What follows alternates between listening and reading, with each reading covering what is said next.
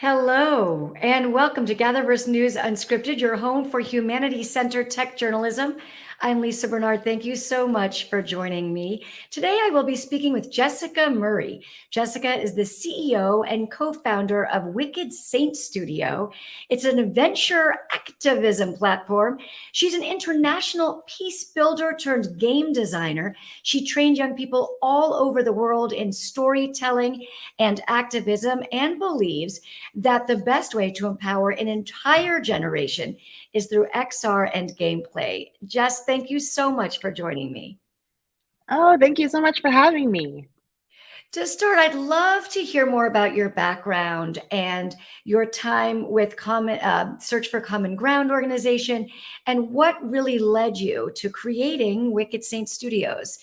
Tell me about your background. And as you do, we'll show some photos of you working with young activists all over the world. Yes, absolutely. So my first love has been stories from the beginning. And so I went to college for journalism, international relations, got my first job doing awareness campaigns, ended up winning some awards and started working for Search for Common Ground. So Search for Common Ground is the world's largest dedicated peace building organization. They've been nominated for prizes all around the world, and they do everything from reconciliation after genocide, prevention of mass atrocity work. They would send me out to train young activists in what we call common ground activism. So how to attack the problem, not the person. And so I've been to, as you saw in the pictures, Burundi, Nigeria, Colombia, Myanmar, all over the world. And we saw how many lives were transformed with common ground activism and storytelling. And we wanted to scale that to reach more young people. And so you felt that scaling that meant creating a video game. Is that right? Yes, well, it didn't start there. It started, as things often do. First, we started with a gamified app.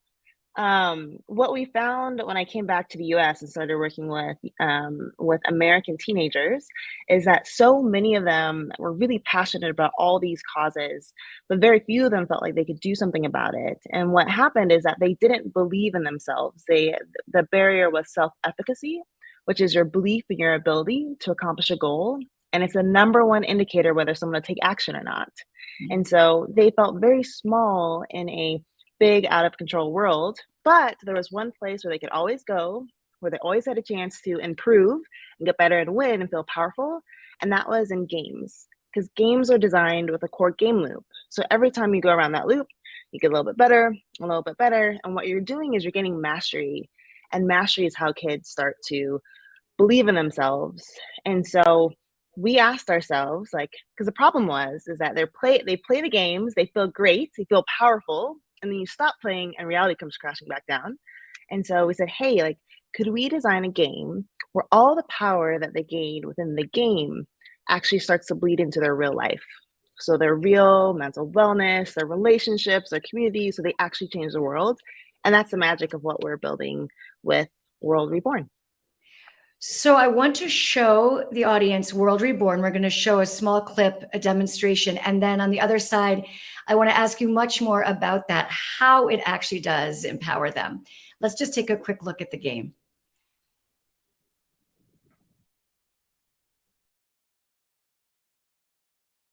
Novel and mixed it with augmented reality. What if you went to an ultra high-tech school but also had to save the universe from ending? World Reborn is an indie mobile game with an original story, complex characters, tough choices, and plot twists mixed together with real-life missions that will get you thinking. How can you change your world? Step into another reality in World Reborn. Join the beta and follow along to find out more. Okay, so if you could help us understand specifically, how does playing the game help address prejudice, help address bullying, some of the goals you have? How does it work? Yeah, absolutely. Okay. So we call it real fantasy. And so your real life actions actually fuel your ability to make choices and win the game. The premise is that there's been this cataclysmic event that's fractured the world into multiple realities, and there's a secret underground group that's recruited you because they need you to save one reality that takes place in this graphic novel style interactive story game world, and then join the rest of us to save this reality. And so the way that it works is that you spend energy on your choices as you make choices within the interactive story game world. When you run out of energy, you have to power your real self. And so you'll be getting these secret messages that are coming to you. And the messages are broken up into different types. So you have understand yourself and others, strengthen body and mind, and serve people and planet. And players can actually optimize for what they want, and we'll also be crowdsourcing ideas for those missions from real life players. And then every time you do one step in that mission, it gives you the energy to go back into the main campaign and keep trying to save that reality.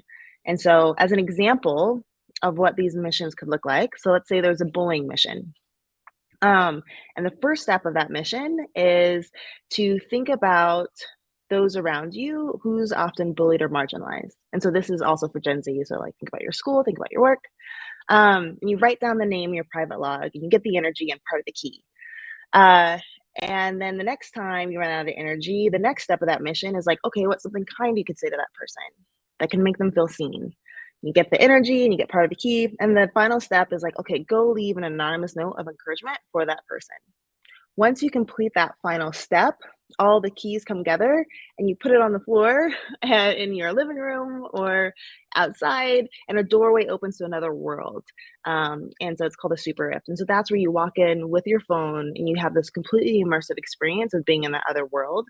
And that's where you get a remnant, which will unlock doorways and paths in the story. And then as you level up, you also, by completing missions, it unlocks new choices that are level locked within the story, but also this really fun augmented reality mini game where we and all of us individually and then together are battling this like ancient evil force that's like overtaking Earth. So it's called like a rot battle. It's really fun. And so in this way, so you have the interactive story game where young people feel safest to make choices and practice.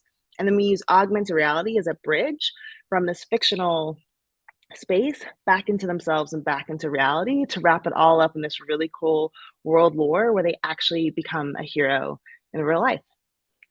And what have you found? In other words, are teenagers, young adults actually playing? Are they enjoying the game through your testing? And can you measure if in the real world there is an impact? Can you measure if someone who was bullied in their community now feels more seen and included? How can you measure the results? Yeah, well, what's cool is there's so many amazing ways to measure results now. And so the first test that we ever did when we had this idea for the game was just a simple interactive story game where it was just text. So it didn't have the cool augmented reality, it didn't have the beautiful art. We just had a simple scene that we did in Twine, and we tested it with young people. And so it was a scene, it was fun and entertaining, but it dealt with some stuff around race. And after 5 minutes of playing this scene, 80% of the Gen Zers said that they felt more confident to engage in a conversation around race after playing. And so that was when we're first like, we're onto something. And then our next test that was like our big test of this concept was like, can we combine these two things, like real world actions with a total fictional story? And so we tested that in Canada. We did our pilot. And what we found, and we had this theory that for this generation, there is no on and offline life. It's just all life. And so it wasn't jarring for this generation to go from digital to real. It was pretty seamless for them. We ended up getting a 4.4 in the App Store. They loved it. And one of their most favorite parts of the game was actually the real life missions.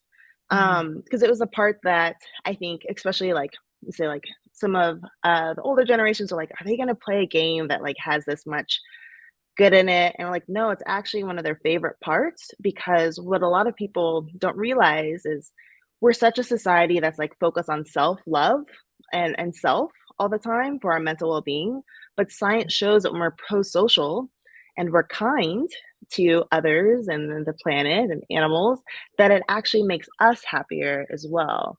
And so we believe that the longer our players play, they're going to see improvement in their life and in their relationships and their own happiness. So it's just a win-win for everybody. Well, that would be, a big contrast to so many games that young people are playing that are shooting games. And, I wonder if you are competing for their attention with Grand Theft Auto and Fortnite and some of those other games that don't have activism in it. Do you find that you can make a dent? Yes, it's interesting. So, I mean, it's still something that we're playing with our market size. When we did our test, we really were hitting interactive story game players. So there's this huge market for interactive story game players. They love like episodes and choices. And we were very competitive within that space, but we do want to expand it more. And this is why the version 2.0 of our game is really focused on some more of those RPG elements. And so like you're really building up your character and there's a lot more depth. Not just to the story, but who you are and more freedom for like how you explore this world and who you become in this community. And so the social aspects of it, we're really looking at like the expressionist type of game players that love narrative games, love role playing, and the networker that like wants to be social, be part of a guild, and then some thrill seeking stuff with the augmented reality. It just really opens up we're able to give players a lot of things that they're searching for in their life, in a platform that they want to spend most of their time. So Great. And to that end, it sounds like you're describing this behavioral technology, which is something you've spoken about. And that also leads me a bit to your board, because I believe you have a behavioral psychologist and a very diverse executive team. You are one of under 100 Black women founders who have received $1 million, which is really a staggering statistic because it's so low, but congratulations. Tell me about the diversity on your board and that behavioral technology piece. Yeah, absolutely. So we have a very diverse team. And so our C-suite, we're all women, majority Black, in the gaming studio. You can imagine it's very rare. So the game industry is only 2% Black. And, so then you put it on top of all the statistics of, Black women. I think a new stat just came out that they got 0.3% of the venture capital that has come out. So it's a lot, but we have this amazing diverse team. So about 80% of our employees are, oh no, I'm gonna mess up the names, just to know that we're over half. We're in the 80s and 60% when it comes to people of color, LGBTQ plus, and women on our team. And so it's just a fun time. We think that we have a really unique perspective, and a lot of people don't know that gaming is now almost 50% women. And when it comes to mobile games, it's actually 55% women. So more women play mobile games than men. And they also tend to spend more money and spend more time within the games. And so it just makes more sense that more money should go to women-led studios, gaming studios. Why do you think it is that more women play than men? Do you know why? I think it's just I think sometimes there's this misconception that gaming, what a gamer looks like. And now there's all these other types of games that have come out and games of convenience, and women love them as well. And sometimes they look a little bit different. Sometimes they're the exact same game, but I think there's this understanding of like we all have in our head what a gamer looks like, and that's not necessarily true. Absolutely. And I did notice your characters are also diverse in your game as well. That must be intentional. Yes, absolutely. We